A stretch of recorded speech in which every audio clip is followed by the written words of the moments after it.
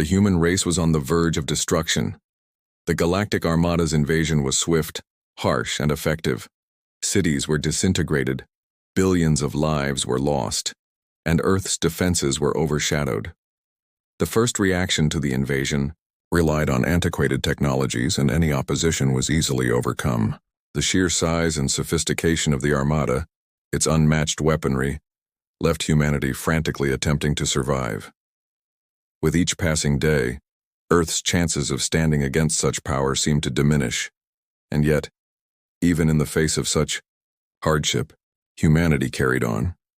Countries that had long been divided by politics and cultural differences were forced to unite. Governments came together, resources were pooled, scientists collaborated across borders, and military leaders shared tactics. The whole world became a single organization with one objective: survival. This was not just a battle. It was a war for the very existence of humankind. Hidden deep in the asteroid belt, far from prying eyes, shipyards were built in secret. The Armada's scanners, blinded by cloaking technology, never detected them. Earth's technology evolved at an unprecedented pace. Within these concealed sanctuaries, enormous warships, dreadnoughts, were drawn on blueprints. These were not just weapons. They were symbols of hope. Every drop of fuel, every ounce of metal, and every circuit was accounted for. Scientists and engineers worked tirelessly, reverse engineering alien technology and integrating it into human designs. These warships had to be powerful yet efficient. Crew sizes were minimized. Artificial intelligence took on critical roles in navigation, damage control, and targeting. The galaxy had never seen anything like them. Their hulls were forged from a newly developed alloy stronger than anything humanity had ever created. Their weapon systems were unlike anything before. Railguns, particle cannons, experimental plasma, projectors.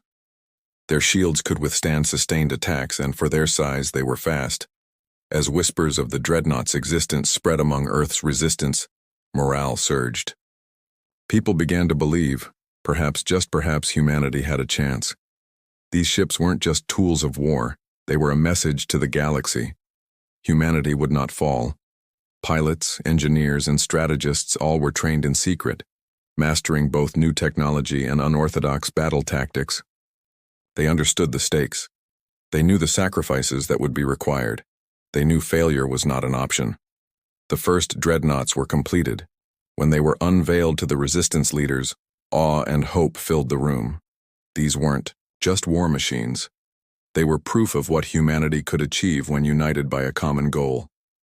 As Earth prepared for the inevitable battle, the Galactic Armada patrolled the stars with arrogance, convinced that no species could stand against them. This would be their greatest mistake. For centuries, the Armada had ruled unchallenged, conquering planets with overwhelming force. Their strategy was simple: crush all resistance. They had never encountered a species like humanity, resourceful, relentless, and defiant in the face of destruction. The Armada's leaders dismissed Earth as insignificant. Their initial invasion had shattered Earth's defenses within weeks, and resistance had seemed uncoordinated. Victory, they believed, was inevitable. But they underestimated humanity. They didn't see the secret shipyards. They didn't notice the technological leaps. They failed to grasp the ingenuity, the adaptability, and the sheer will to survive that defined the human spirit. They had encountered countless species, but none had resisted like this. Then the dreadnoughts emerged. At first, the Armada dismissed them as crude imitations of their own warships, primitive and unworthy of concern. But as battle after battle unfolded, their arrogance turned to fear. The dreadnoughts were not just ships. They were a revolution in warfare, designed specifically to counter the Armada's overwhelming numbers. They combined cutting-edge human engineering with salvaged alien technology. The Armada's standard tactics, brute force and overwhelming firepower, failed against them. Reports of devastating human counterattacks spread rapidly through the Armada's ranks. For the first time in generations, they faced an enemy that did not crumble before their might. The once invincible armada faltered, their leadership dismissed. The growing resistance, refusing to divert additional resources, convinced their forces were sufficient. Their overconfidence, their failure to adapt, and their refusal to recognize Earth's advancements sealed their fate. The battle that followed would change the course of history. The Galactic Armada had believed themselves unstoppable. The Dreadnoughts proved them wrong. Humanity had not just survived. Humanity had risen, and the galaxy would never be the same. The change in the conflict's dynamics was monumental. The purpose of the Dreadnoughts was firepower and resiliency. They carried armaments that could pierce even the most cutting-edge shielding technology the Armada had. Their heavy armor, as well as adaptive shielding, enabled them to endure protracted attacks. This resilience was a crucial benefit, requiring the Armada to commit large resources for every interaction. The Armada's typical strategies of overpowering smaller, less powerful warships were useless in the face of these giants. When their forces initially came into contact with vessels that could compete with the Armada, their most potent ships first tried to overwhelm the Dreadnoughts with focused firepower, believing that overwhelming bulk would gradually break their barriers. However, this method underestimated the design of the Dreadnoughts and their flexibility. Advanced artificial intelligence onboard systems allowed the ships to respond instantly, adjusting shielding and countermeasures to survive and increase their chances of survival. The Dreadnoughts also used strategies that disrupted the Armada's formations, targeting important ships and causing disarray among their ranks. This degree of strategic implementation was not what the Armada had expected, highlighting the flaws in their overconfidence in humanity's capacity to leverage tactics and strategy. As the conflict advanced, the Dreadnoughts received assistance from smaller, more nimble vessels that served as decoys, drawing the Armada's fire and allowing the Dreadnoughts to focus on crucial objectives. These coordinated efforts created gaps in the Armada's lines, exploiting weaknesses in their otherwise rigid structures. The Armada stopped depending on brute force, which left them vulnerable to such strategies. They were unfamiliar with an adversary that used dynamic, non-traditional methods. The most important element of the battle was psychological. The Armada, unprepared for the tenacity and determination exhibited by Earth's forces, found the Dreadnoughts methodically tearing down their most powerful ships. For the first time in centuries, the Armada had to contend with a rival that could withstand their attacks. This change in attitude had a domino effect, weakening the unity and efficiency of their military. Leaders began making mistakes under pressure, adding to the dire circumstances. The ability of human forces to adapt stood in stark contrast to the inflexible command structure of the Armada. While the fleet of Earth operated with decentralized decision-making, the Armada's strict hierarchies and preset tactics made it difficult to adapt to unexpected challenges.